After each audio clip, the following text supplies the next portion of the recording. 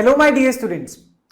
आज हम कवर करने वाले हैं एक्सरसाइज अपने चैप्टर नंबर 4 की, जिसका लेक्चर हमने प्रीवियस लेक्चर में कंप्लीट किया था, जिसके कुछ थ्योरेटिकल पॉइंट्स पढ़े थे, हमने कुछ इंपॉर्टेंट कॉन्सेप्ट्स भी पढ़े थे और हमने ये जाना था कि ऑब्जेक्ट्स को हम कैसे क्लासिफाई कर सकते हैं, इवन ऑब्जेक्ट्स जिन मटेरियल से बन रहे हैं उन मटेरियल्स को कैसे क्लासिफाई किया जा सकता है। ठीक है, तो चलिए देखते हैं। यहां पर आपको एक्सरसाइज करने से पहले समरी दी हुई है, let's just do the summary quickly. पहला पॉइंट है यहाँ पे, objects around us are made up of large variety of metals, यानी कि हमारे आसपास जितने भी ऑब्जेक्ट्स हैं वो बहुत सारी वैरायटी ऑफ मटेरियल से बने हुए हैं। जैसे कि टेबल है वो वुड से भी बन सकती है, स्टील से भी बन सकती है, यानी कि मेटल से भी बनाई जा सकती है। वहीं अगर हम बात करें यूटेंसिल्स की, वो मेटल से बनते हैं। ठीक है, तो अगर हम बात करते हैं शूज की, वो लेदर से बनते हैं, क्लोथ से बनते हैं, यानी कि अलग अलग objects different type of material से बन रहे होते हैं। नेक्स्ट पॉइंट आपको दिख रहा है, a given material could be used to make a large number of objects। एक कोई भी मटेरियल बहुत सारे ऑब्जेक्ट्स बना सकते हैं, यानी कि एक मटेरियल को हम बहुत सारे ऑब्जेक्ट्स बनाने में यूज कर सकते हैं, ये हम देख चुके हैं। ठीक है, जैसे कि अगर मैं वुड की बात करता हूं, लकड़ी की बात करता हूं, तो उससे मैं बेड बना सकता हूं, टेबल, चेयर एक्सेट्रा, बहुत सारे ऑब्जेक्ट्स बन सकते हैं। Okay, so it is also possible that an object could made of single material और of many different types of material. वहीं अगर हम ऑन द अदर हैंड देखें कि एक ऑब्जेक्ट की बात करें, सिंगल एक ऑब्जेक्ट की, जैसे मैं कह देता हूं पेन की बात कर लेते हैं, हमने पहले भी पढ़ा था। तो ये जो सिंगल एक ऑब्जेक्ट है, एक या एक से ज्यादा मटेरियल से बन सकता है। जैसे कि प्लास्टिक से बन सकता है, ये स्टील से भी बन सकता है। ओके, यानी कि मेटल। ओके, सो हमने ये जाना कि मटेरियल्स, एक मटेरियल से कई तरीके के ऑब्जेक्ट्स बना सकते हैं, वहीं एक ऑब्जेक्ट कई तरीके के मटेरियल से बन सकता है। नेक्स्ट पॉइंट आपको ये बता रहा है, different types of materials have different properties. अब अलग अलग मटेरियल्स की अलग अलग प्रॉपर्टीज होती है। ओके, जैसे कि आयरन शाइन करता है बट वुड शाइन नहीं करता है। Okay, some materials are shiny in appearance while others are not. बहुत सारे मटेरियल्स ऐसे होते हैं जो शाइनी होते हैं अपीयरेंस में, लेकिन बाकी नहीं होते हैं। Some are rough, some smooth, similarly some materials are hard where some others are soft. कुछ रफ होते हैं, कुछ स्मूथ होते हैं, वहीं अगर हम देखें तो कुछ बहुत हार्ड होते हैं और कुछ बहुत सॉफ्ट होते हैं। Next, some materials are soluble in water whereas some others are insoluble। कई सारे मटेरियल्स होते हैं जो कि soluble होते हैं वाटर में, वहीं अगर हम देखें तो बहुत सारे मटेरियल्स ऐसे होते हैं जो कि इनसॉल्युबल होते हैं वाटर में। Next point, some materials such as glass are transparent and some others such as wood and metals are opaque। बहुत सारे मटेरियल्स ऐसे होते हैं जो कि ट्रांसपेरेंट होते हैं और बहुत से ऐसे भी मटेरियल्स होते हैं जो कि ओपेक होते हैं। ट्रांसपेरेंट मटेरियल की कैटेगरी में क्या आ सकता है? ग्लास। ट्रांसपेरेंट का मतलब यह है एक तरफ से हम दूसरी तरफ देख पा रहे हो, और ओपेक का मतलब यह है कि हम जहां देख ना पा रहे हो, तो ओपेक की कैटेगरी में हम वुड ले सकते हैं। सब मटेरियल्स आर ट्रांसल्यूसेंट। बहुत सारे मटेरियल्स ऐसे होते हैं जो कि ट्रांसल्यूसेंट होते हैं, जैसे कि जिनमें से हम बेसिकली थोड़ा बहुत देख सकते हैं, ज्यादा नहीं देख सकते हैं। Next point is materials are grouped together on the basis of similarities and differences in their properties. अब जितने भी मटेरियल्स है ना बच्चों, वो सभी ग्रुप किए जाते हैं उनकी सिमिलैरिटीज के बेसिस पे, या फिर उनके बीच में जो डिफरेंस है उनके बेसिस पे। ठीक है, next point is things are grouped together for convenience and to study their properties. अब हम ये सब काम कर क्यों रहे हैं भाई? हम क्लासिफिकेशन क्यों कर रहे हैं? क्लासिफिकेशन करने का सबसे बड़ा रीजन ये है कि हम आसानी से किसी भी ऑब्जेक्ट को समझ पाए कि उसकी शेप क्या है, उसकी प्रॉपर्टीज क्या है, यानी कि वो सॉफ्ट है या हार्ड है, वो सॉल्युबल है या इनसॉल्युबल है। इसी वजह से हम ये सब प्रॉपर्टीज ऑफ मटेरियल वगैरह पढ़ रहे हैं यहाँ पे। ठीक है, अब बात करते हैं एक्सरसाइज की। तो फर्स्ट क्वेश्चन आपको कह रहा है, name 5 objects which can be made from would. ऐसे 5 ऑब्जेक्ट्स बताने हैं जो कि वुड से बन सकते हैं। तो यहां पे हम देख लेते हैं 5 objects made of wood are first chair, second table, third bed, fourth doors and fifth windows. So ऐसे 5 ऑब्जेक्ट हैं जो कि हम वुड से बना सकते हैं। Okay, so this was the first question. अब हम बात करते हैं दूसरे क्वेश्चन की। Select those objects from the following which shine, यानी कि यहां पे कुछ ऑब्जेक्ट्स दे दिए और हमें ये बताना है कि इन ऑब्जेक्ट्स में से कौन से ऑब्जेक्ट शाइन करेंगे। ठीक है, तो यहां पे देख लो कौन कौन से ऑब्जेक्ट्स है, glass bowl, plastic toy, steel spoon, cotton shirt. अब अगर हम ग्लास बाउल की बात करते हैं तो क्या ग्लास शाइन करता है? हाँ जी, बिल्कुल शाइन करता है। ठीक है, तो हम लिख सकते हैं कि शाइनिंग ऑब्जेक्ट में पहला ऑब्जेक्ट आ गया glass bowl,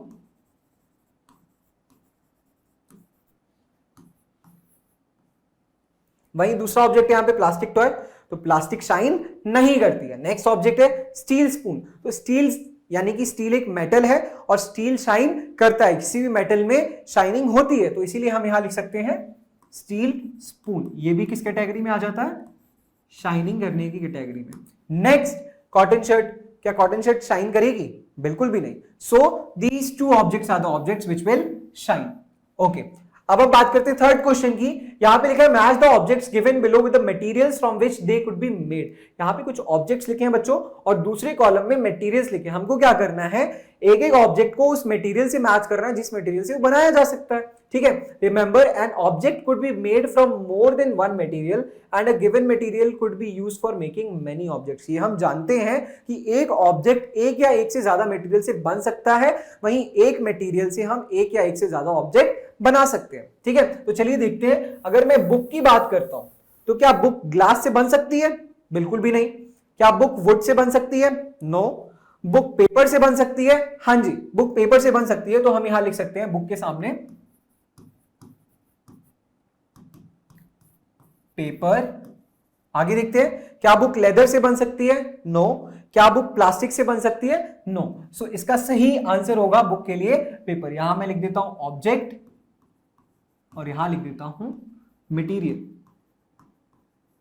and this is question number third. Okay, so देखते हैं नेक्स्ट। टम्बलर, टम्बलर क्या ग्लास से बनाया जा सकता है? ऑब्वियसली टम्बलर ग्लास से बनाया जा सकता है। क्या टम्बलर वुड से बन सकता है? बिल्कुल बन सकता है। नेक्स्ट इज, क्या पेपर से टम्बलर बन सकता है? पेपर से अगर आप कोई कंटेनर या टम्बलर बना रहे हैं तो क्या उसमें पानी रुकेगा या कोई भी लिक्विड रुकने वाला है? बिल्कुल भी नहीं, तो नहीं बन सकता। टम्बलर लेदर से बन सकता है? नो। टम्बलर प्लास्टिक से बन सकता है? यस, बिल्कुल। तो टम्बलर के लिए हम क्या लिख सकते हैं?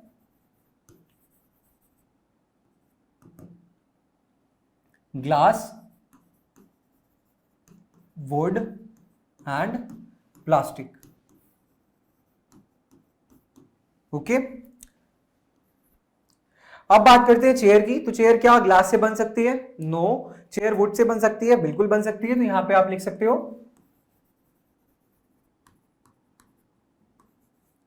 वुड।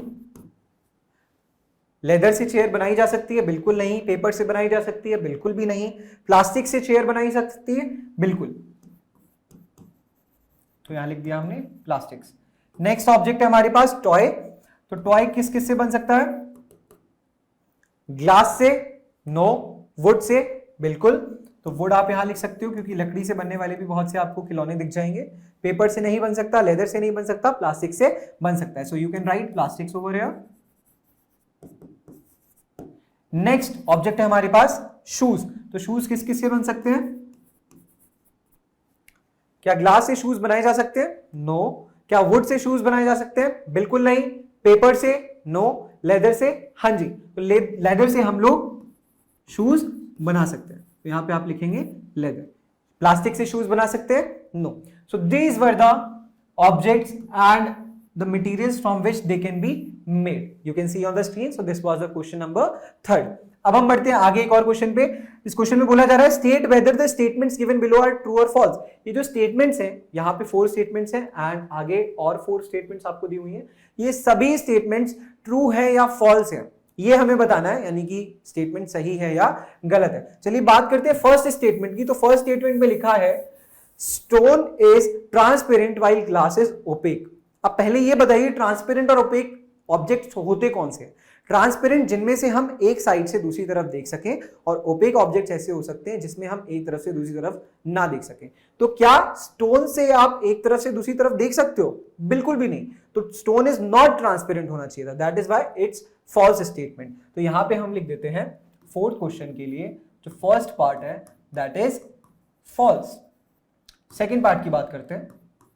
सेकेंड स्टेटमेंट में बोला जा रहा है a notebook has lustre while eraser does not. क्या नोटबुक में लस्टर होती है, चमक होती है? बिल्कुल नहीं। सो इसीलिए हम यहां पे लिखेंगे फॉल्स। नेक्स्ट पार्ट है हमारा चॉक डिसॉल्व्स इन वाटर। क्या चॉक वाटर में डिसॉल्व हो जाती है? हमने जब पीछे थ्योरी पढ़ी थी पिछले लेक्चर में, तो हमने ये देखा था कि चॉक डिसॉल्व नहीं होती है, यानी कि डिसअपियर नहीं होती है। तो इसीलिए यहां पे ये स्टेटमेंट भी फॉल्स हो जाता है। Next statement is a piece of wood floats on water. क्या एक लकड़ी का टुकड़ा पानी पे फ्लोट करेगा? बिल्कुल करेगा। क्यों? क्योंकि हम जानते हैं जो बोट्स होती हैं वो भी लकड़ी से बनाई जाती हैं, और वो इसीलिए बनाई जाती है क्योंकि वो फ्लोट कर सके। तो इसीलिए ये स्टेटमेंट हो जाएगी ट्रू। सो ये 4 स्टेटमेंट्स थी। नेक्स्ट 4 स्टेटमेंट्स पे बढ़ते हैं। Fifth statement is sugar does not dissolve in water. क्या चीनी पानी में नहीं डिसॉल्व हो पाती है? हमने देखा था जब हम सॉल्युबल और इनसॉल्युबल टॉपिक को पढ़ रहे थे, तो उसमें हमने ये देखा था कि शुगर डिसअपियर हो जाती है वाटर में मिलाने से, और जो भी ऑब्जेक्ट वाटर में मिलाने के बाद डिसअपियर हो जाए, यानी कि गायब हो जाते हैं पूरी तरीके से, वो सभी डिसॉल्व माने जाते हैं। तो इसीलिए शुगर डिसॉल्व होती है, ना कि ना डिसॉल्व होती है। तो इसीलिए यहां पे हम लिखेंगे this statement is false. Next statement है ऑयल मिक्सेस विद वाटर। जब हमने सॉल्युबिलिटी और नॉन सॉल्युबिलिटी यानी कि इनसॉल्युबिलिटी को पढ़ा था, कोई भी ऑब्जेक्ट सॉल्युबल है या इनसॉल्युबल है, उसके बाद हमने एक्टिविटी नंबर 5 में ये देखा था कि हम कुछ ऐसे लिक्विड्स ले रहे थे जिनको हम पानी में मिलाने के बाद ये देखें कि वो फ्लोट कर रहे हैं या फिर डूब जा रहे हैं या फिर मिल जा रहे हैं। तो हमने देखा था कि ऑयल होता है वो फ्लोट करता है, जबकि यहां पे लिखा हुआ है कि ऑयल मिक्सेस विद वाटर, यानी कि this statement is false statement. तो यहां पे मैं लिख देता हूं फॉल्स। नेक्स्ट स्टेटमेंट की बात करते हैं। Sand settles down in water. तो क्या मिट्टी को अगर आप पानी में मिलाएंगे वो सेटल हो जाएगी नीचे? बिल्कुल हो जाएगी, क्योंकि sand is insoluble in water. We have studied in activity number 4। तो इसीलिए हम यहां लिखेंगे ट्रू। नेक्स्ट स्टेटमेंट की बात करते हैं। Vinegar dissolves in water. तो जब हम एक्टिविटी नंबर 5 पढ़ रहे थे, उसमें हमने कुछ लिक्विड्स लिए थे जिनको हम चेक कर रहे थे कि वो वाटर में डिसॉल्व हो सकते हैं या नहीं हो सकते, यानी कि वो फ्लोट कर रहे हैं या फिर मिक्स हो जा रहे हैं अच्छे से। तो हमने देखा था कि विनेगर उसमें मिक्स हो जा रहा था, इसीलिए ये स्टेटमेंट भी क्या है? ट्रू स्टेटमेंट है। ओके, अब हम बढ़ते हैं नेक्स्ट क्वेश्चन की तरफ, जो कि है given below are the names of some objects and materials. ये नीचे कुछ ऑब्जेक्ट्स दिए हैं और मटेरियल्स बेसिकली दिए गए हैं। यहाँ पे हमको क्या करना है, इनको ग्रुप करना है। एक कैटेगरी यहाँ पे round shaped and other shapes में, यानी कि राउंड या राउंड जैसी कुछ शेप्स में। ओके, और नेक्स्ट कैटेगरी दी है eatables and non eatables. Eatables और नॉन ईटेबल्स का मतलब क्या है? ईटेबल्स और नॉन ईटेबल्स का मतलब क्या है? यानी कि जिनको खाया जा सके और जिनको नहीं खा सकते। ठीक है, तो देखते हैं ऑब्जेक्ट यहाँ पे क्या दिए हुए हैं। पहला ऑब्जेक्ट है वाटर। तो पहले एक कैटेगरी के अकॉर्डिंग बात करते हैं। वाटर राउंड शेप में आ सकता है क्या? नहीं आ सकता। बास्केटबॉल बिल्कुल आ सकती है, तो हम लिख देते हैं बास्केटबॉल। नेक्स्ट है ऑरेंज। ऑरेंज भी राउंड यानी कि नियरली राउंड होता है, इसीलिए हम उसको राउंड शेप में रख सकते हैं, ऑरेंज। शुगर। अब बात करते हैं ग्लोब की। तो ग्लोब क्या होता है? राउंड शेप्ड होता है, दैट इज व्हाई हम यहां पे लिख सकते हैं ग्लोब एज वेल। नेक्स्ट आता है एप्पल। एप्पल भी ऑलमोस्ट राउंड होता है, नियरली राउंड होता है, इसलिए इसको भी हम इसी कैटेगरी में लिख सकते हैं। अर्थ एंड पिक्चर, जिसको हम हिंदी में घड़ा भी बोलते हैं, तो वो भी नियरली राउंड होता है, तो उसको भी आप इधर राउंड शेप्ड कैटेगरी में लिख सकते हैं। ओके, नेक्स्ट कैटेगरी बोली जा रही है ईटेबल्स एंड नॉन ईटेबल्स की। अब ईटेबल्स वो होते हैं जिनको खाया जा सके। तो इसमें कौन कौन से ऑब्जेक्ट्स ऐसे हैं जिनको हम खा सकते हैं? Water, orange, basketball, sugar, globe, Apple, earth and picture, ये सारे ऑब्जेक्ट्स यहाँ पे लिखे हुए हैं। ठीक है, सो वाटर है वो ईटेबल की कैटेगरी में आता है, ऑरेंज, शुगर, एप्पल, ये सभी ईटेबल की कैटेगरी में आते हैं। तो यहाँ पे हम लिख सकते हैं water, orange, sugar and Apple. Non eatables की कैटेगरी में कौन आएगा वो भी देख लेते हैं।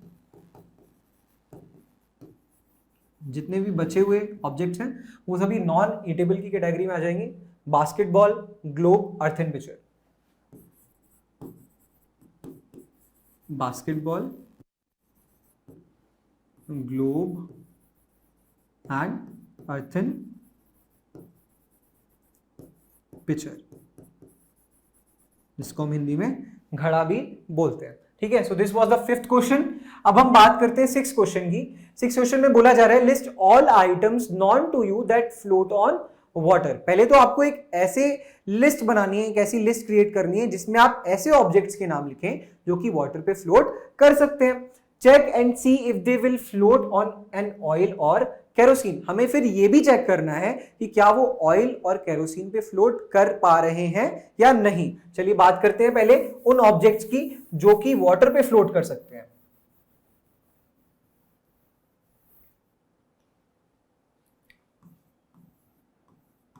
Objects that float on water. तो यहां पे आ जाएगा पहला ऑब्जेक्ट, आप लिख सकते हो प्लास्टिक,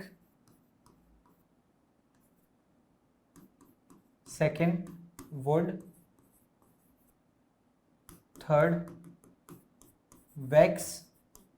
प्लास्टिक्स में भी उन प्लास्टिक्स को लिख सकते हो जो कि थिन प्लास्टिक्स होंगी, क्योंकि जो भी प्लास्टिक्स हैवी होंगी वेट में वो डूब जाएंगी। आइस एंड ऑयल, ये कुछ ऑब्जेक्ट्स हैं जो कि वाटर पे फ्लोट कर सकते हैं। मैंने 5 लिखे हैं, और भी ऑब्जेक्ट्स हो सकते हैं जो कि वाटर पे फ्लोट कर सकते हैं। अब बात करते हैं इनमें से उन ऑब्जेक्ट की जो कि ऑयल और केरोसिन पे फ्लोट कर पाएंगे या नहीं। चलिए देखते हैं। तो सबसे पहले जो मैंने यहां पे लिखा हुआ है वो लिखा है प्लास्टिक। तो क्या प्लास्टिक ऑयल या केरोसिन पे फ्लोट करेगा? बिल्कुल करेगा। ओके, अब बात करते हैं वुड की। क्या वुड ऑयल या केरोसिन पे फ्लोट करेगा?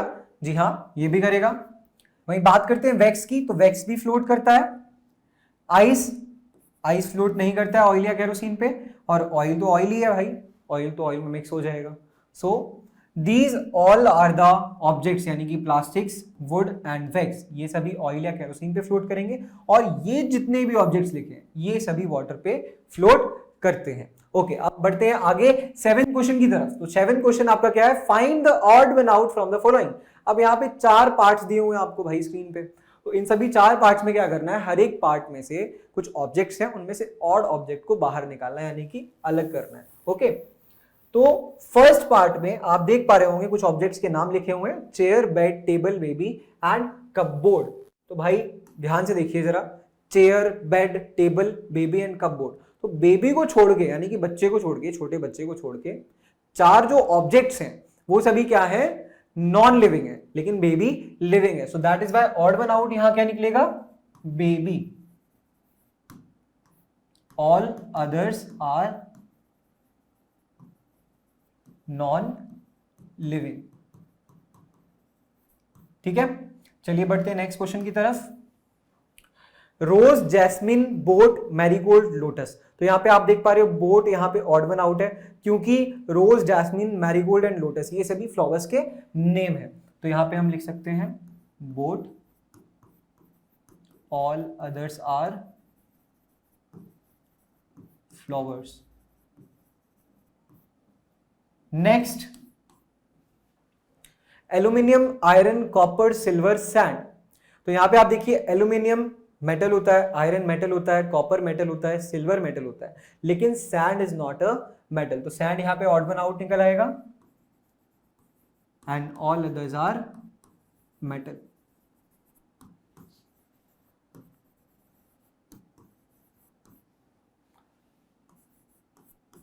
Next, sugar, salt, sand, copper sulphate.